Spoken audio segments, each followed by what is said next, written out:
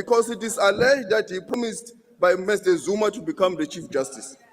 A thunderous parliamentary showdown erupted on Wednesday when International Relations and Cooperation Minister Ronald Lamola launched a scathing attack on Umkhonto weSizwe Party parliamentary leader Dr. John Hlophe, accusing him of hypocrisy, dishonesty, and unwavering loyalty for former President Jacob Zuma. The heated exchange followed Hlophe's accusations that President Cyril Ramaphosa was undermining democratic values, a claim Lamola forcefully rejected, countering with a blistering critique of Hlophe's past conduct and political alignment. Lamola described Hlophe as an unrehabilitated and blind Zuma loyalist whose career in both the judiciary and politics has been marred by controversy and ethical lapses, and said Honorable Hlophe is part of the family business.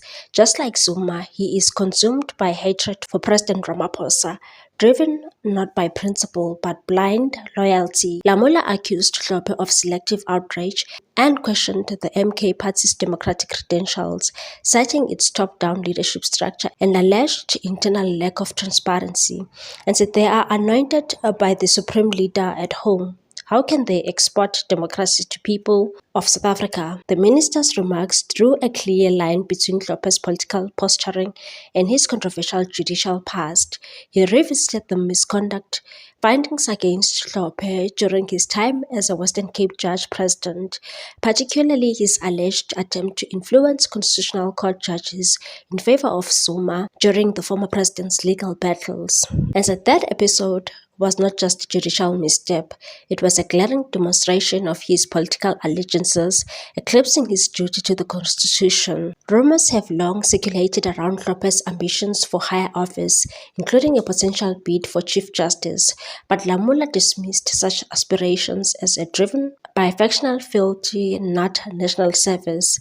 The clash underscored the deepening political rifts in parliament as Zuma's influence continues to cast a long shadow over national politics.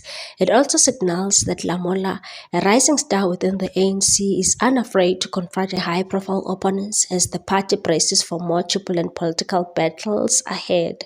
With tensions running high and party lines sharply drawn, Wednesday's confrontation may be just the beginning of a much broader reckoning over leadership, loyalty, and the future of South Africa's democracy. What's your take on this one, people? Thanks for watching. Please subscribe for more news.